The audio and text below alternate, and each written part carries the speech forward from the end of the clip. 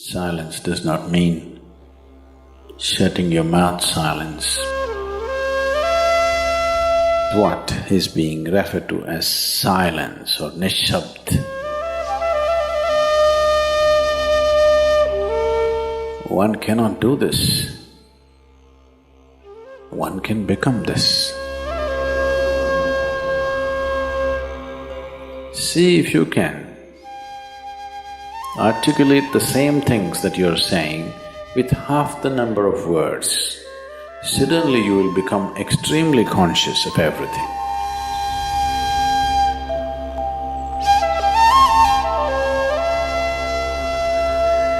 The wind makes its own sound, so does the water.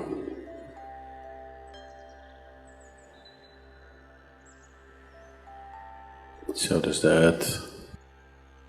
In fact, so does the sky. All the celestial objects are making their own sounds.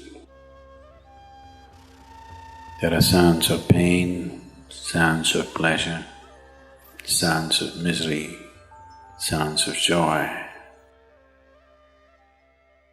For everything there is a sound. With human life, it's very true. Sounds of life, and there are sounds of death, and there are even sounds of silence.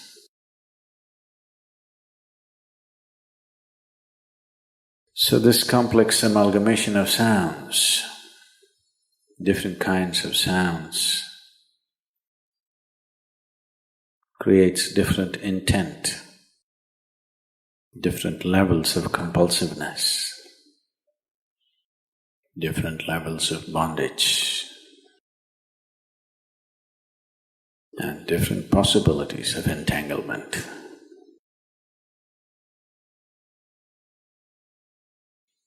In all this, why one chooses to become silent? Silence is not a way of denying yourself life. It is not even about denying yourself articulation. Silence is about moving from compulsiveness to consciousness. All sounds represent different forms and different dimensions of compulsiveness. When one chooses to become conscious, not be entangled in the compulsive nature of the existence, he naturally chooses to become silent. Silence does not mean shutting your mouth silence, plugging your ears silence. You can sing in silence, you can dance in silence, you can even speak in silence, you can even scream in silence. You don't try.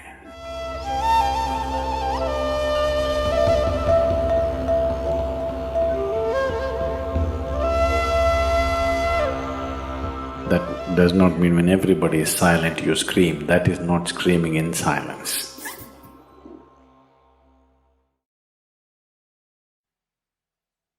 Because sound is of the surface, silence is of the core. It is only the surface which makes the sound. See, now the water is hitting the surface and making the sound. Deep down, there is no sound. That is so with life. On the surface, it is a very complex mesh of sounds, a maze of sounds happening. But at the core, there is no sound. There is no word for no sound in English language. We call it nishabd. That means absence of sound, a total absence of sound. Absence of sound means absence of reverberation. Absence of reverberation means absence of life. Absence of life means absence of creation. Absence of creation means absence of the Creator too. So a space which is beyond creation and Creator, a dimension which is beyond life and death, that is what is being referred to as silence or nishabd.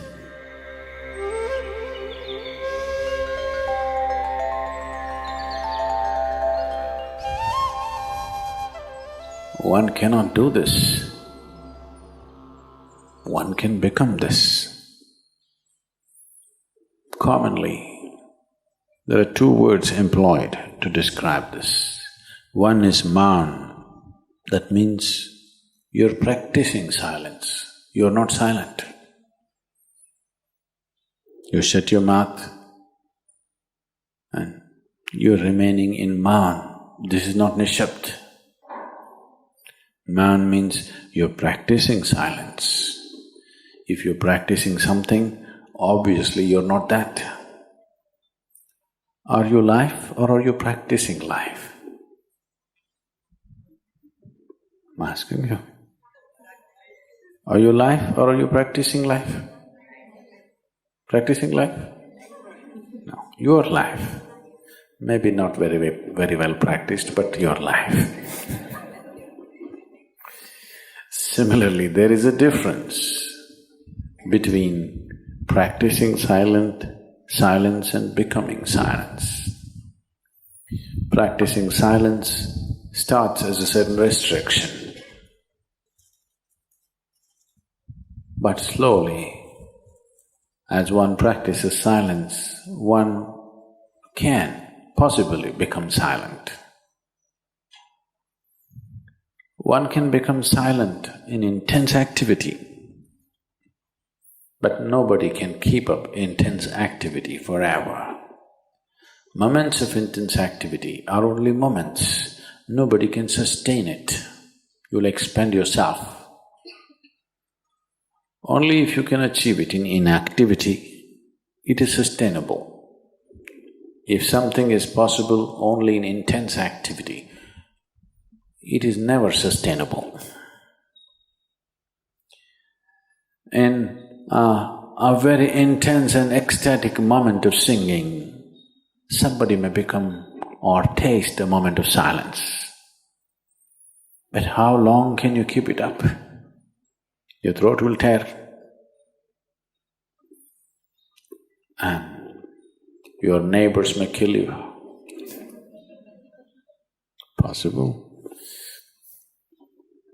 So this possibility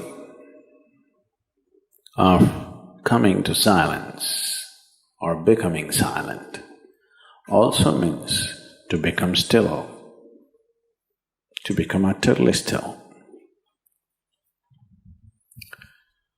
Stillness can be achieved in so many ways. If you watch a snake, he's still. If you watch a tiger which is on a hunt, absolutely still, charged but still. These are all different dimensions of stillness practiced for survival. If a snake moves too often, he'll get killed. If a tiger does not know how to be still, he'll never get his food. These are all acts of survival. A human being, for survival, he has to be active. Only when his vision falls upon something which is beyond survival, then he will think of stillness. Then he will understand as he observes himself, as he notices the complexity of one's compulsions. He understands the only way to solve it is to become still. to train this body, to train this mind, to become still.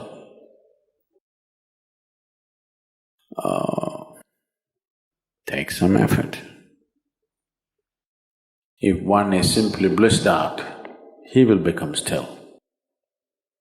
But otherwise one has to work bit by bit, one has to work to bring this body to absolute stillness. Most people cannot hold their body in one place for any length of time. They're all the time in moment.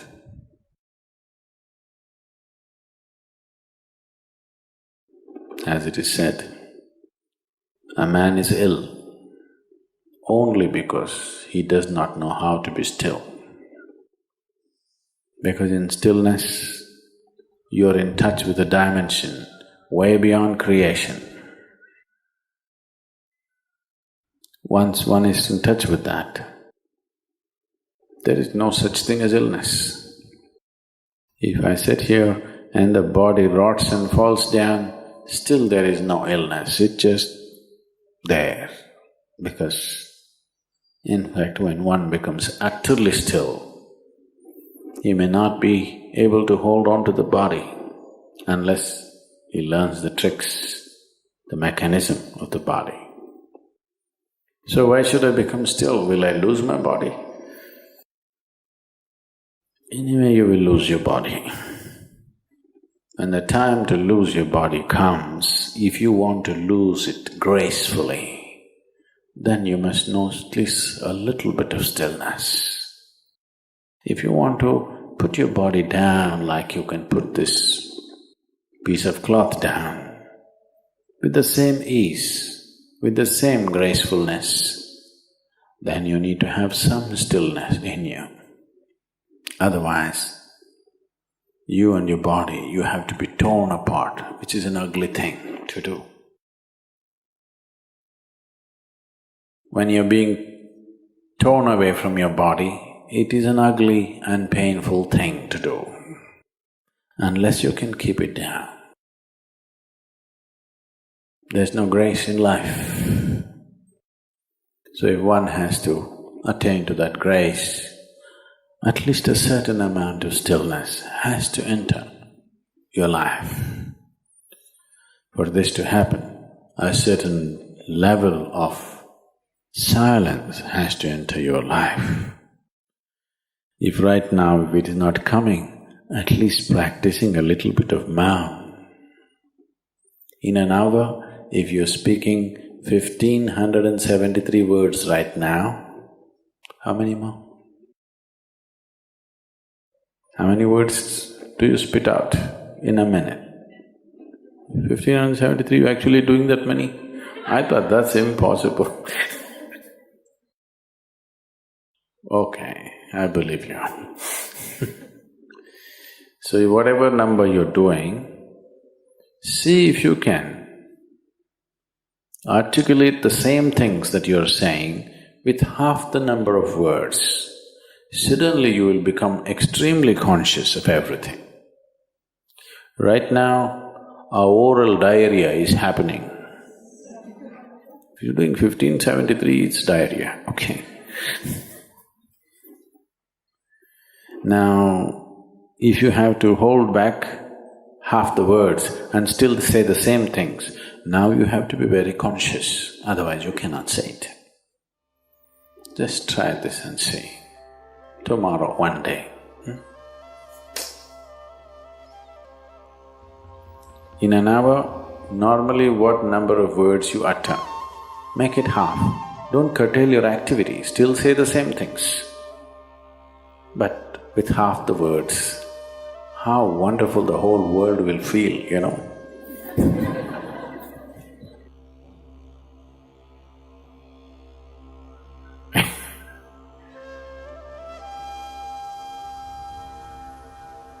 World will be a wonderful place, I'm telling you, tomorrow, if everybody does this. Many marriages will be saved.